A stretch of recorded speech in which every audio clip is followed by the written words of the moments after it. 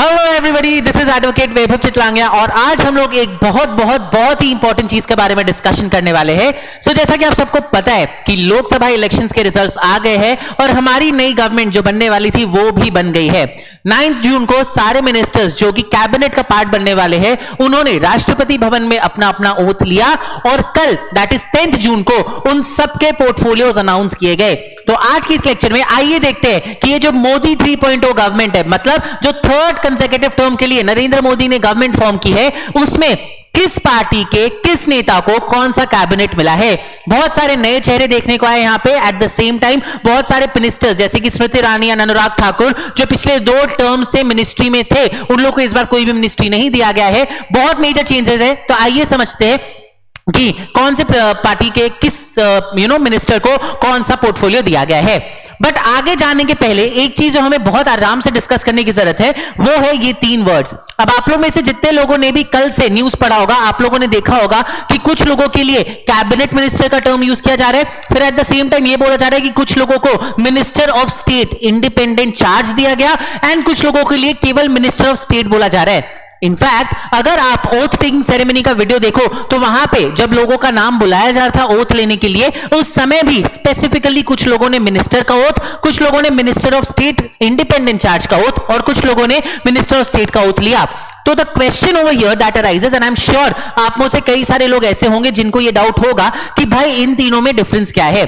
सो देखिए, basically India में जब सेंट्रल गवर्नमेंट बनती है तो उसमें 3 अलग अलग पोस्ट पे लोग होते हैं। कुछ लोग होते हैं जिनको कैबिनेट मिनिस्टर्स बोला जाता है, कुछ लोग होते हैं जो होते हैं minister of states independent charge वाले एंड कुछ लोग ऐसे होते हैं जो मिनिस्टर ऑफ स्टेट्स होते हैं। अब पहले अपने को ये समझना है कि ये तीनों टर्म्स में डिफरेंस क्या है एंड इनका सिग्निफिकेंस क्या है। ठीक है, तो बेसिकली जो काउंसिल ऑफ मिनिस्टर्स होती है उनको हेड करते हैं हमारे प्राइम मिनिस्टर जो कि इस बार है नरेंद्र मोदी, राइट। अब नरेंद्र मोदी ने फिर क्या किया, अपना एक टीम बनाया। ठीक है, अब उस टीम में जितने भी मिनिस्टर्स हैं, जितने भी लोग हैं, उन सबको एक एक पोर्टफोलियो दे दिया गया जहां पे ये सब लोग अपने अपने पोर्टफोलियो वाले रिलेटेड मैटर का ध्यान देने वाले हैं। सो फॉर एग्जांपल जैसे डिफेंस मिनिस्ट्री दिया गया है राजनाथ सिंह को, तो अब Rajnath Singh is liable and answerable to take care of everything related to defence in India. ठीक है, अब ऐसे लोग जिन लोग एकदम डायरेक्टली नरेंद्र मोदी जी के साथ में काम करेंगे, प्राइम मिनिस्टर के साथ में काम करेंगे और अपने अपने पोर्टफोलियो की चीजों का ख्याल रखेंगे, उनको बोला जाता है कैबिनेट मिनिस्टर्स। बट क्योंकि ये पोर्टफोलियोज में बहुत सारा काम होता है एंड एक मिनिस्टर से ये सब चीजें शायद नहीं संभल पाती and eight the same time पिछले कुछ सालों में कई सारे लोगों को हमें कुछ मिनिस्ट्री के पोस्ट देने का रिक्वायरमेंट पड़ा बिकॉज कोalition गवर्नमेंट्स आ गई एंड ऑल ऑफ दैट। हम लोगों ने 2 और नए पोस्ट बनाए। एक होता है minister of state independent charge and दूसरे होते हैं मिनिस्टर ऑफ स्टेट्स। अब ये क्या है समझिए। नो, जैसे कि आपके काउंसिल ऑफ मिनिस्टर में cabinet ministers are the head of different portfolio जो उनको दिया जाता है, एट द सेम टाइम उनके पोर्टफोलियो में ही कुछ मिनिस्टर ऑफ स्टेट्स भी होते हैं। अभी मिनिस्टर ऑफ स्टेट्स क्या होते हैं, they are as good as a deputy minister और अ जूनियर मिनिस्टर जो कैबिनेट मिनिस्टर को हेल्प करेंगे उनके ड्यूटीज को परफॉर्म करने के लिए।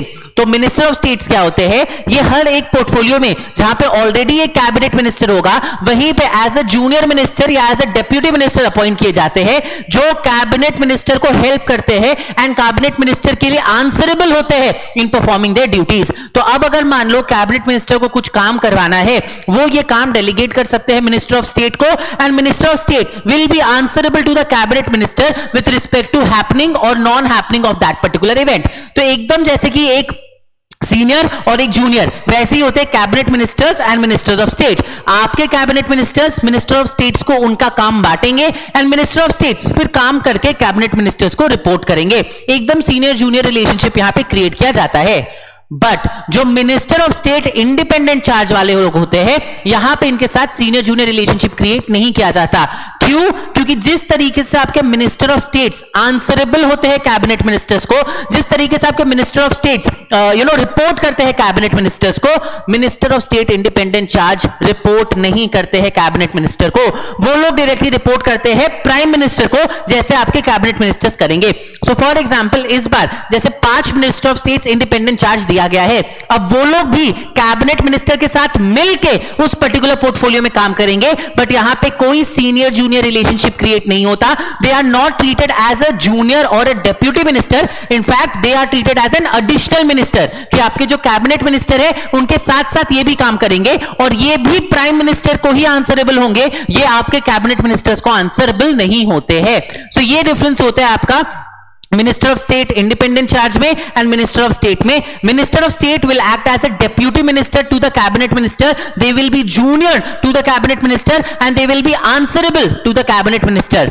On the other hand, minister of state with an independent charge is not answerable to the cabinet minister. They are not deputy to the cabinet minister. वो cabinet minister के साथ साथ एडिशनल मिनिस्टर की तरह काम करते हैं and they are answerable directly to the prime minister, just like a cabinet minister. तो ये तीन अलग अलग हम लोगों ने मिनिस्टर्स के पोस्ट देखे.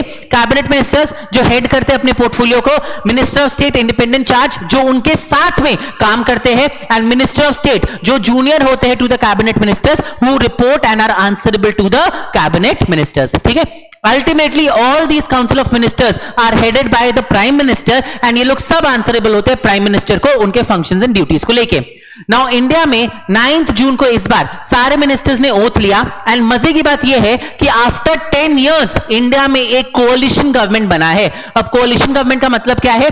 आपके बीजेपी, आप सबको पता होगा, आप लोगों ने न्यूज में देखा होगा, बीजेपी ने अकेले जैसे 2019 एंड 2014 में मेजॉरिटी सीट्स हासिल कर ली थी, इस बार बीजेपी अकेले मेजॉरिटी सीट्स हासिल नहीं कर पाई, जिसके वजह से they had to be dependent upon other parties like TDP, JDU, LJP and JDS.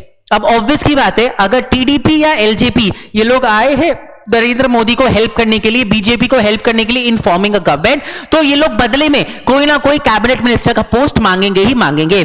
बहुत ज्यादा सस्पेंस चल रहा था इस बात में, बहुत ज्यादा लोगों ने अपने अपने रिपोर्ट्स निकाले थे, बहुत ज्यादा लोगों ने आशंकाएं जताई थी कि किस तरह के डिमांड्स रखे जा सकते हैं. एंड फाइनली उन सब का आंसर आया कल, जब हमारी गवर्नमेंट ने अनाउंस कर दिया कि किस गवर्नमेंट पोर्टफोलियो के लिए कौन सा मिनिस्टर सिलेक्ट किया गया है.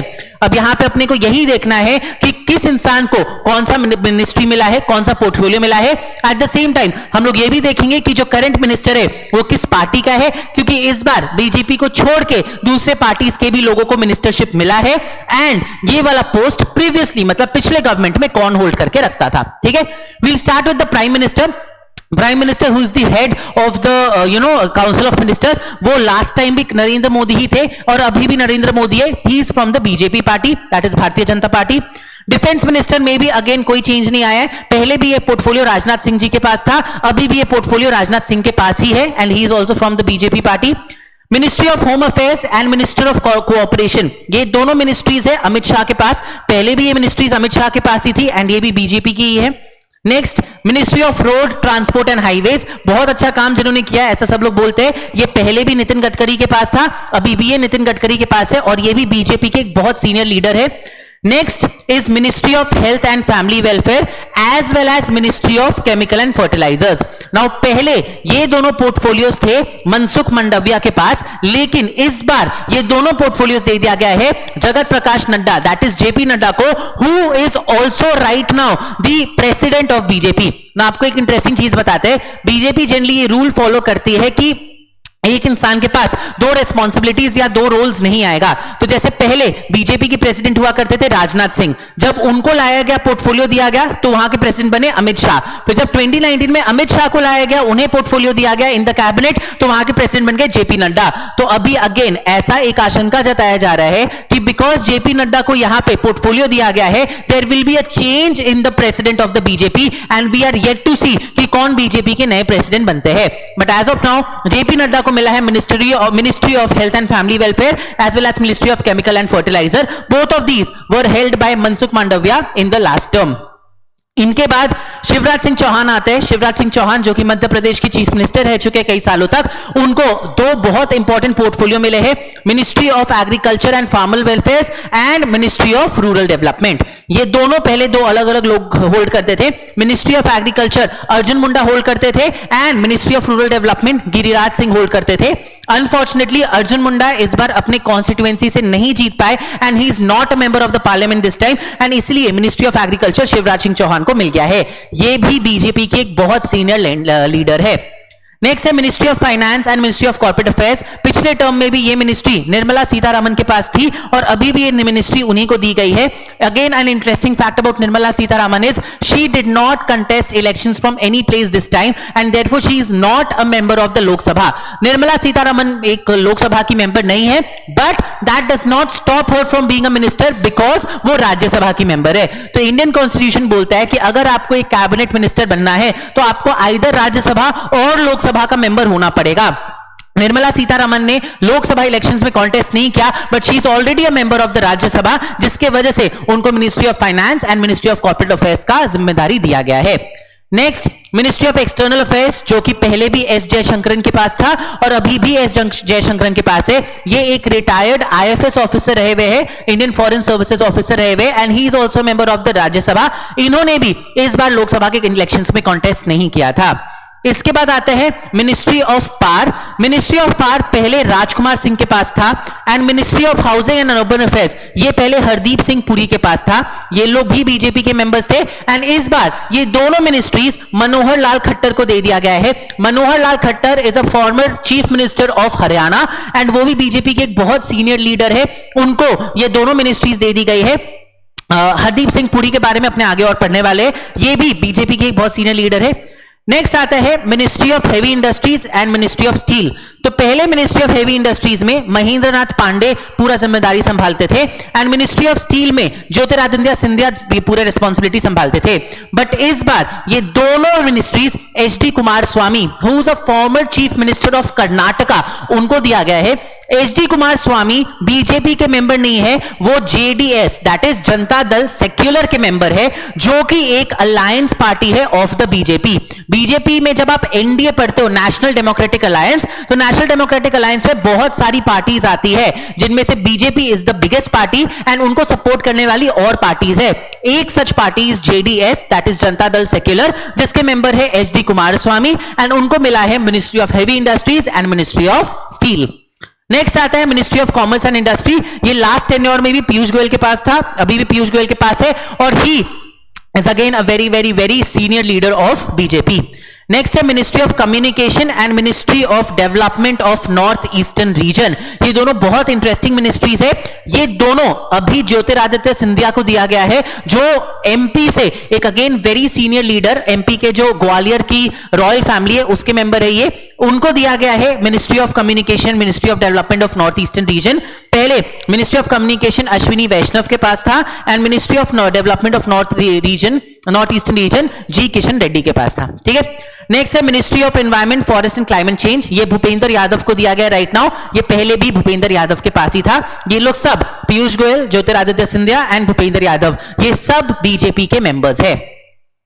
इसके बाद नेक्स्ट है ministry of women and child development. ये अन्नपूर्णा देवी को दिया गया, जो कि कोडरमा झारखंड की से इलेक्ट हुई हुई मेंबर ऑफ पार्लियामेंट है। ये बीजेपी की मेंबर है एंड ये पोस्ट पिछले टेन्योर में स्मृति ईरानी संभालती थी। अनफॉर्चुनेटली इस बार स्मृति ईरानी अमेठी से अपना इलेक्शंस कंटेस्ट की थी और वहां पे जीत नहीं सकी, इसलिए she is not a member of the parliament any more and इसीलिए ये पूरा आपका जो रोल है of the minister of women and child development, ये अन्नपूर्णा देवी को दे दिया गया है।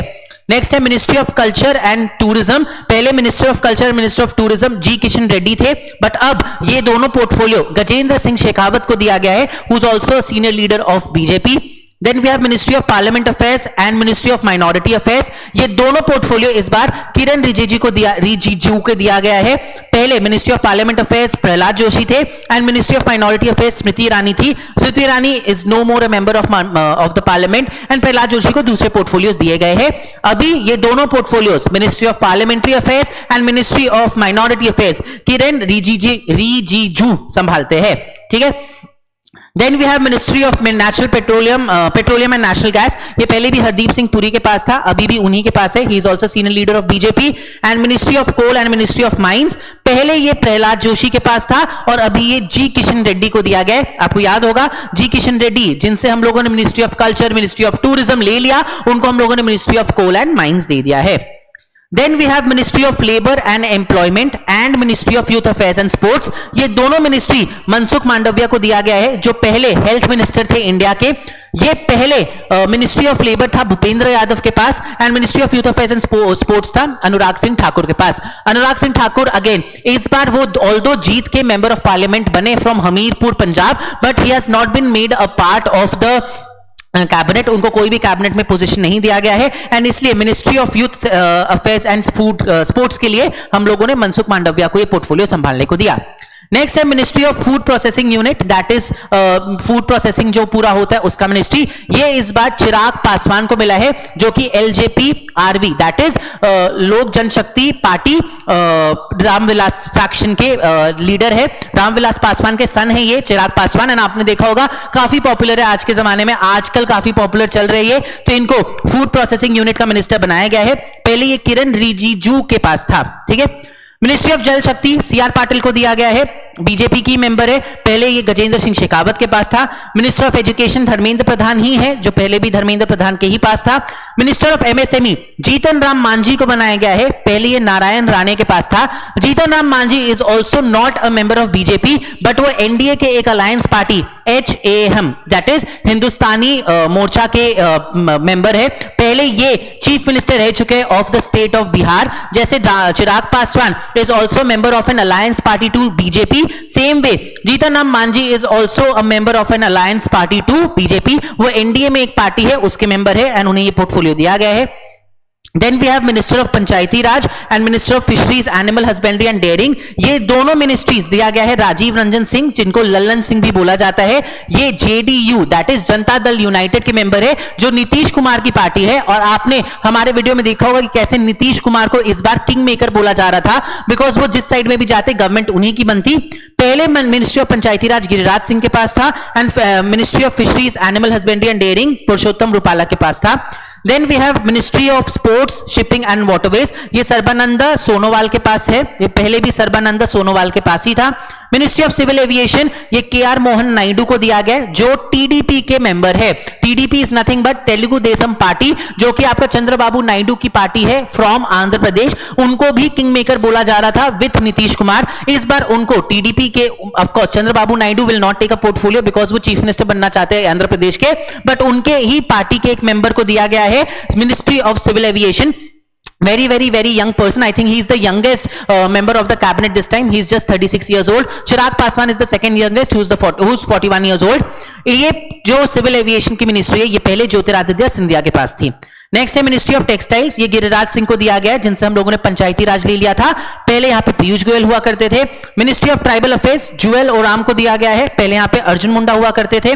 Then we have ministry of consumer affairs, food and public distribution and new and renewable energy. ये सारे तीनों पोर्टफोलियोज प्रहलाद जोशी को दिया गया है। पहले consumer affairs and food and public distribution Piyush Goyal के पास था, एंड रिन्यूएबल एनर्जी था राजकुमार सिंह के पास। Rajkumar Singh is not a member of the cabinet anymore, तो इसलिए उनको हटा के वहां पे प्रहलाद जोशी को लाया गया। Pralhad Joshi is again a very senior leader of BJP. Then we have minister of social justice and empowerment, ये वीरेंद्र कुमार खतिक के पास है, पहले भी ये वीरेंद्र कुमार खतिक के ही पास था। We have ministry of railways, ministry of electronics and technology, ये पहले भी अश्विनी वैष्णव के पास था, अभी भी अश्विनी वैष्णव के पास है। एंड अश्विनी वैष्णव को एक और दे दिया गया है ministry, that is ministry of information and broadcasting, जो पहले अनुराग सिंह ठाकुर के पास था। तो ये है list of all the people जो आपके कैबिनेट के इस बार कैबिनेट मिनिस्टर्स रहे। इनके अलावा 5 मिनिस्टर्स ऑफ स्टेट बनाए गए हैं with independent charge, and I think around 30 to 35 ministers of state बनाए गए हैं। वो लिस्ट बहुत लंबी है, बट ऑफ कोर्स ये लिस्ट आपको जानने की जरूरत नहीं है। जो इंपॉर्टेंट लिस्ट था वो ये है, अगर आप किसी भी कंपेटिटिव एग्जाम वगैरह में बैठने जा रहे हो तो आपके लिए लिस्ट बहुत इंपॉर्टेंट है। अदरवाइज ऑल्सो जनरल नॉलेज की लिस्ट बहुत इंपॉर्टेंट है, because after a period of 10 years ऐसी गवर्नमेंट बनी है जहां पे बीजेपी को छोड़ के और भी मेंबर्स के पार्टीज के मेंबर्स है, जैसे कि जेडीएस के HD Kumar Swami, Then we have LJP के चिराग पासवान, HAM के जीतन राम मांझी, JDU के राजीव रंजन सिंह एंड TDP के KR Mohan Naidu. So total 5 लोग ऐसे मेंबर्स हैं जो 5 अलग अलग पार्टी से आए गए हैं। यहीं पे शिवसेना जो कि एक पार्टी है महाराष्ट्र की, जहां के एकनाथ शिंदे की पार्टी, वो भी एक बहुत बहुत बहुत स्ट्रॉन्ग पार्टी है ऑफ एंड बहुत स्ट्रांगली सपोर्ट करती है बीजेपी को। तो इस बार एनडीए में ऐसा अनुमान लगाया जा रहा था कि उनको भी शायद कोई एक पोर्टफोलियो मिलता, बट उन्हें पोर्टफोलियो नहीं मिला है। प्रोबेबली जब शफलिंग किया जाएगा 2-3 साल में, तब उनको कोई पोर्टफोलियो दिया जाएगा। But right now apart from BJP, these are the 5 parties जिनके मेंबर्स आपके कैबिनेट के मिनिस्टर्स बने हैं। आई होप ये इंफॉर्मेशन आपके लिए हेल्पफुल रहा। ये ऐसा लिस्ट, कई लोगों को इंटरेस्ट है इस बात जानने में, तो ये आपका पूरा लिस्ट है ऑफ द कैबिनेट मेंबर्स जो आगे जाके इंडिया की राजनीति को चलाने वाले हैं। ठीक है, स्टे ट्यून्ड, ऐसी और इंटरेस्टिंग अपडेट्स के लिए will come and give you more such updates. तब तक के लिए हंसते रहिए, खुश रहिए, धन्यवाद।